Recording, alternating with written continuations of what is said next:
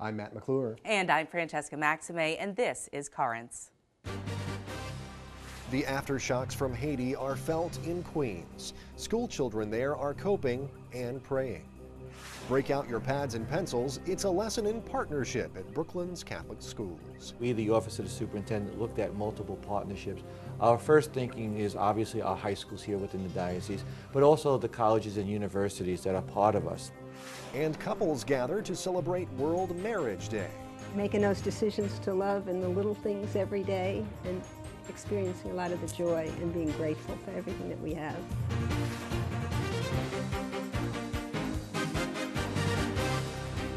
Good evening. Thank you so much for joining us tonight. As relief work continues in Haiti, 10 American missionaries in Port-au-Prince were charged today with kidnapping and criminal association. The Baptist missionaries, most of them from Idaho, allegedly tried to take children illegally out of the country. They, however, deny any wrongdoing. In the meantime, what has happened in Haiti is having an impact on children here in the U.S., as we hear from CNN's Campbell Brown. Saints Joachim and Ann Elementary School in Queens seems worlds away from the chaos and devastation in Haiti. Neatly dressed students politely raise their hands in class, they clown around, they do kid stuff. But these days, behind their smiles, each and every one of them is struggling. Raise your hand, if you will, if you have friends or family in Haiti. Wow, that's almost everybody. 80% of the students in this school are from Haitian families. Most have visited the country, so when the earthquake hit, they felt emotional aftershocks right here in Queens. My mom got in contact with my uncle. He said everybody's okay, and the house didn't fall down yet. And the next day, the house collapsed. We're still trying to find one person, and he's my little stepbrother. Oh, wow. And we're trying to find him to see if he's okay, but we don't know yet. I'm going to start with a prayer. Principal Linda Freebs has her hands full these days. A lot of these kids have lost somebody, Absolutely. have lost somebody close. Yes. Most of my children either know someone there or have a family member that died in the earthquake. Saints Joachim and Ann became a refuge for students struggling to grasp the enormity of what had happened. They were pretty much in shock. Yeah. They weren't speaking that way. They were very quiet, very quiet. However, the parents were crying in the halls, and many of them were just overwhelmed. For a while, life became a daily recitation of horror stories. They said that everybody is almost in the streets and that some houses are broken down. And my mom's aunt friend, she said that her friend is under rubble. Is it positive nerve? Danielle Walden has a student in her class who just arrived from Haiti, fresh off an airlift from the disaster zone. She's helping that student and all of her students adjust. Sometimes it's just listening to what they want gets a lot of their feelings out. And I've had classes go on for an hour, hour and a half, just having them sit there and talk about how they feel. Thinking about if they're going to be okay. Talking helps. So do projects to make students feel like they're doing something to help. We're going to continue to sell the T-shirts for Haiti. They raise money. They write poems. These times are showing a dark night when God can give us a bright light. It's a day-by-day process to get back to normal, or something approaching normal. Are there students that you are particularly worried about? I would say so, yes. There's about 10 of them. And then, of course, the ones you don't suspect, you know, that you think they're okay. Because they're not expressive and they're holding it in. And yeah, and down the line, what happens? So we just have to be on watch for almost everyone at this point. And that watchfulness, the knowledge that someone is there for them, is what these children need now more than ever. It's not just, you know, the money and the food. It's also the caring and the love that we show that they need.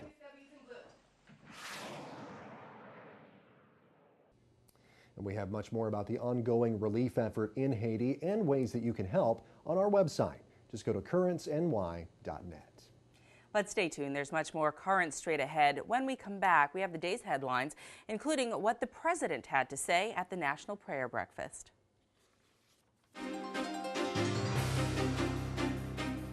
Welcome back to Currents. I'm Francesca Maxime. And I'm Matt McClure. Coming up later, it's more than just roses and chocolates on February 14th. Those are nice, though. Those are nice, I'll tell you that. Especially the chocolate for me. But then again, I love food.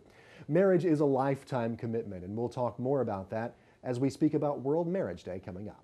But first, let's have a look at the day's headlines. Elected leaders joined clergy and other religious figures for the National Prayer Breakfast in Washington this morning. When President Barack Obama took to the podium, he talked about the importance of faith and of not losing faith. The president said it is easy to get caught up in political battles in Washington and to lose sight of what is really important in our lives. We become numb to the day-to-day crises, the slow-moving tragedies of children without food and men without shelter and families without health care. We become absorbed with our abstract arguments, our ideological disputes, our contests for power. And in this Tower of Babel, we lose the sound of God's voice. The president also took the opportunity to condemn a proposed anti-homosexuality bill in Uganda. Mr. Obama said the legislation, which would impose the death penalty for some gays and lesbians, is odious. The National Prayer Breakfast is held every year on the first Thursday in February. Well, the Catholic Diocese of Burlington, Vermont is selling its headquarters and other buildings and will use the money to help settle sex abuse cases before they go to trial. Most of the lawsuits deal with alleged abuse during the 70s by defrocked priest Edward Paquette. The diocese's headquarters is a historic property valued at $6 million. Well, scientists say new research could be a game changer for the treatment of patients who are in a vegetative state. Researchers using an MRI scan have found that some patients diagnosed as vegetative are able to answer questions correctly by changing their thoughts. One researcher says the scans were astonishing because they confirmed that some patients who were studied were not actually in a vegetative state, and for the first time, it provided the patients with a way of communicating thoughts to the outside world. There's been more violence overseas between Muslims and Christians, this time in Nigeria. More than 300 people were killed in recent violence that government officials say they believe began when Muslim teens disrupted a worship service at a Catholic church. Reports say the Nigerian government has appointed a panel of 15 people, including religious leaders and politicians, to find ways of ending recurring violence between the two groups. Muslims dominate the northern portion of Nigeria, while the south has a large Christian population. Well, Pope Benedict is calling for justice across the world in a new message just released by the Vatican. We get details from Rome Reports. The Pope blamed indifference for the death of hundreds of millions who die of hunger, thirst, or due to lack of medicine. That was part of his Lenten message dedicated to justice released by the Vatican. After the financial crisis, in which we spend so much money, we should not forget the poverty in the world and the diseases which exist. And I think we have to be more responsible to fight this poverty and these diseases. Titled "The Justice of God Has Been Manifested Through Faith in Jesus Christ," the message recalled that justice does not mean to render to every person his due. Instead, Benedict XVI said the root of injustice is egoism, which drives one to put him or herself above and against others. He added, in order to achieve justice, it's necessary to leave the illusion of self-sufficiency and be open to the needs of others. Politicians have to work to the goal that we have this understanding of this one world, and that we should not leave anybody alone in his or her misery, and we should take action on the international level. According to the Pope, the only way humanity can reach justice is by one's experience to feel loved and liberated graciously by God. Benedict XVI says this happens especially in the sacraments of reconciliation and the Eucharist, and so Christians feel impulsed to contribute to the formation of just societies where everyone has what they need to live in dignity.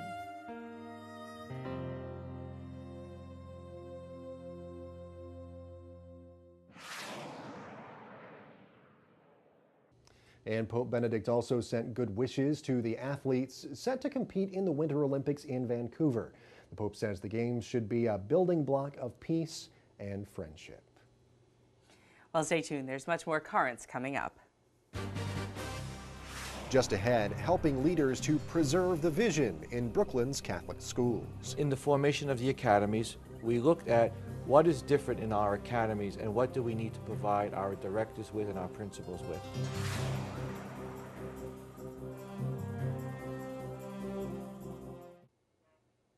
Welcome back. Well, when we think of Catholic schools, we don't usually think of them as a partnership, but a partnership is exactly what they're trying to create right here in Brooklyn.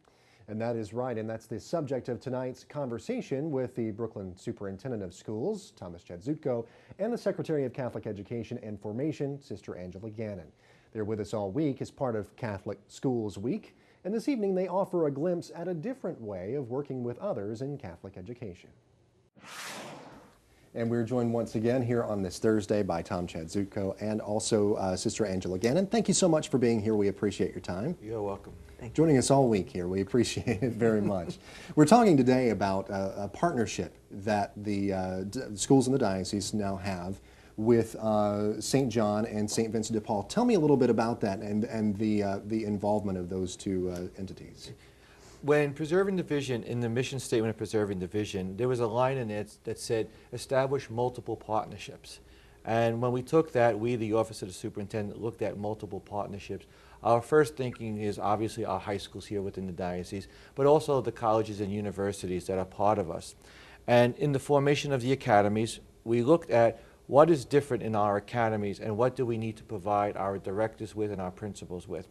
And with that as the vision of Catholic education for the future, we went to the School of Education, Dean Gerald Ross, and asked him, Dean, we're looking at a new structure for Catholic education.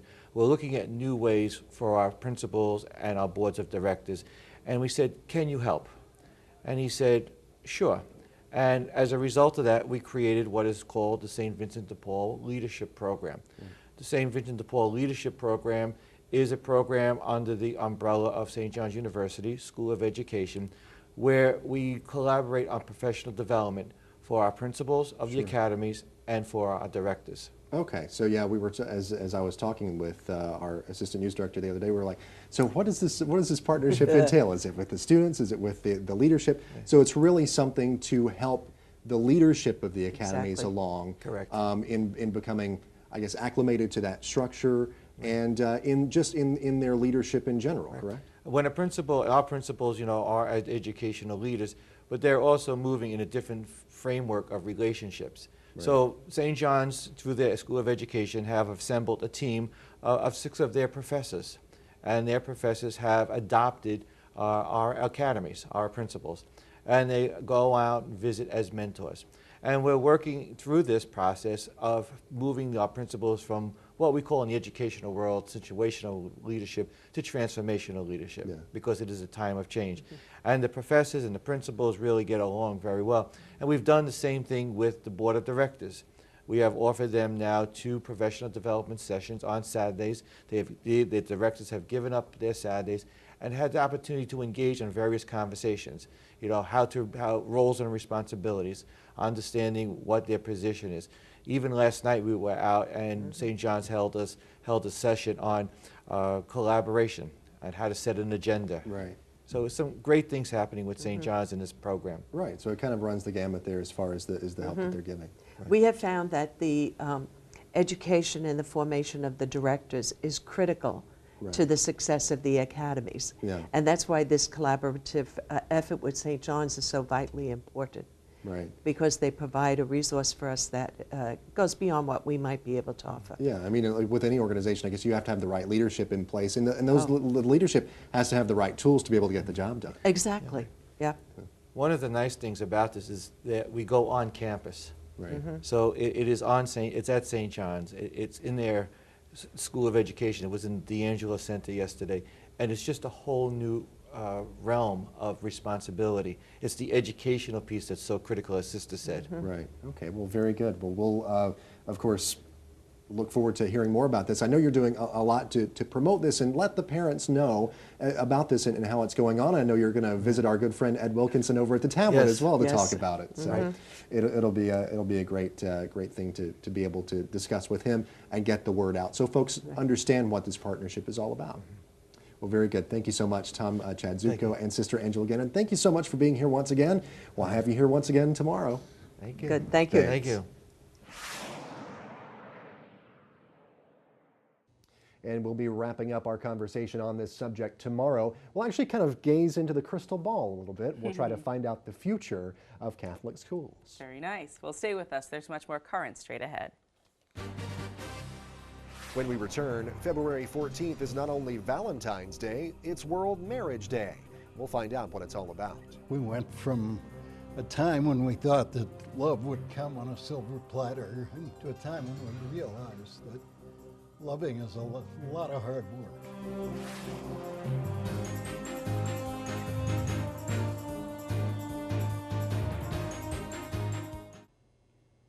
Well, next weekend marks Valentine's Day. Have you ordered those flowers and chocolate yet? Me? No.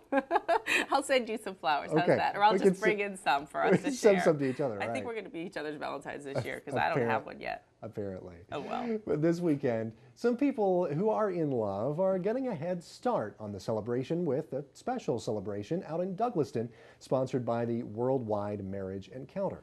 Well, I had a chance to talk about that yesterday with two people who have been at the forefront of that movement, partially just by example. They've been married for 45 years. Right. It's absolutely incredible. Bob and Melinda Nobbs. And we spoke with them several weeks ago about the World Day for Priests, but this time they had a lot to say about another vocation, just being husband and wife. Well, Bob and Melinda, thank you so much for being with us here on Currents today. It's so nice to be back here. We know that you've been here before. Tell us, for those of us who don't know, how long have you two been married? 45 years. 45 years. And what's your secret to success? I think just making those decisions to love in the little things every day and experiencing a lot of the joy and being grateful for everything that we have. I think we went from a time when we thought that love would come on a silver platter and happily ever after, to a time when we realized that loving is a lot of hard work. It is, isn't it? And there are resources out there for people who want to learn how to love better, if you will, in their marriages. And that's part of what we're talking a little bit about with Worldwide Marriage Encounter. What is that group all about? Well, the Worldwide Marriage Encounter is a movement within the Catholic Church that centers around a weekend given to married couples in over 80 countries throughout the world. It focuses on communication and on giving us a greater appreciation and experience of the sacrament of matrimony. And we kind of learn that it's not a one-time thing when we get married.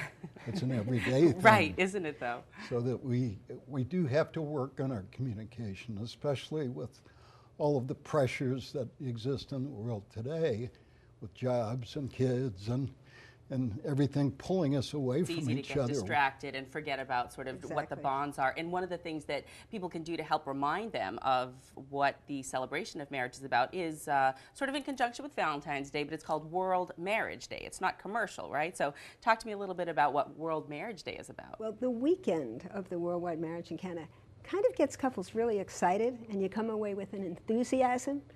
And Marriage Encounter had been around for a while. And in Baton Rouge, Louisiana, some of the couples actually went to the mayor, the governor, and their bishop and said, could we have Valentine's Day as we believe in Marriage Day? Nice. And they said yes. And a year later, there was 43 governors decided that would be good. And another year, it was at military bases and around the world called World Marriage Day. And so what can people expect on World Marriage Day if they want to celebrate? Because I know that we'll be having a celebration here, and I'll be headed out there on Saturday to go check it out. Well, the celebration you're coming to is on February 14th, which is our 13th. No, you're coming on the 6th. I'm coming on the week before, right? But World Marriage Day is actually, I guess, the week of the 14th, the second week of February. The second Sunday in February is the official designated day, and that will be celebrated in a lot of parishes. So we have a separate day where the Brooklyn Diocese is going to have a special Mass at Immaculate Conception in Douglaston at 6:30, and we invite families, friends, anyone who believes in marriage and wants to stand up for the values of it to come to that Mass. And then afterwards, many have made reservations for a dinner dance, too. So it's a very joyful night. So it's a celebration, and kids can come as well. What do you think, I mean, really when it gets to the heart of marriage and all of these celebrations that are going on, which is really great because we always hear about divorce and traumas and infidelity and all of that.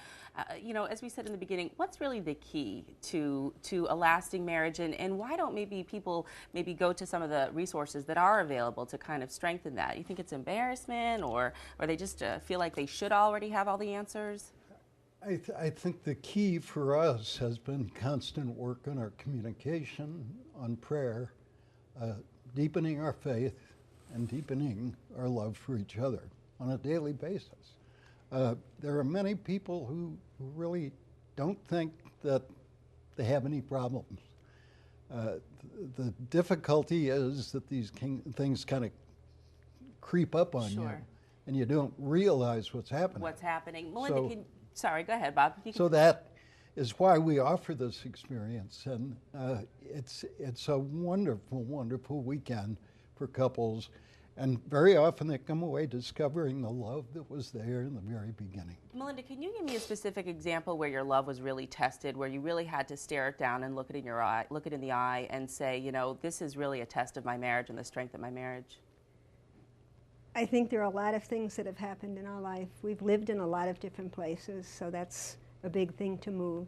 We've had a son who's been through 37 months of chemo for leukemia, and that can break apart a lot of marriages. But by just finding God in the middle of our love and listening and kind of coming to Him, and having a support of people who had caring ways and high values around us, I think it brought us through a tough time. I think it was Deacon Greg who actually said on one of our World Marriage Day celebrations when he was giving a homily that when you go up that aisle on your wedding day, you very seldom see the Stations of the Cross at the side of the church. Right. But there's the joys and the sorrows, and just knowing that God gives you everything you need to come through them. Keep that at the focus, and then you'll be okay. That's the best. Well, thank you so much, Bob and Melinda. What an inspiration to us all, and we look forward to the celebration on Saturday.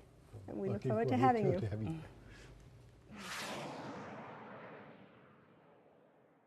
And you can find out a little bit more about Worldwide Marriage Encounter by heading over to our blog, Riding the Wave, at currentsny.net. I'll put up links to their website and all that kind of good stuff. They're so cool. They're so friendly. I always love to see them come into the studio here. And you can tell, I mean, they are very much in love, even after 45 years of marriage. And it's no small feat, especially considering today that half of all marriages in the U.S. end in divorce. Yeah, really. And one of the things that I think is really profound that I learned with my cheaters story that I did earlier, well, I wouldn't say earlier in the year, I guess it was last summer last year at this point, yeah. Right. You know, is that really respect is at the key to a long-lasting marriage. Respect and trust and really being willing to work through those tough times, because so many people seem to bail when they feel like, you know, there are challenges. And instead of bailing, you got to realize that you're both in the same canoe, and you take one paddle and I'll take the other, and let's just keep on going. Keep on going, even though sometimes it feels like you're paddling upstream, I'm sure, but... it might be whitewater rafting, you know, it may not be smooth sailing. Exactly.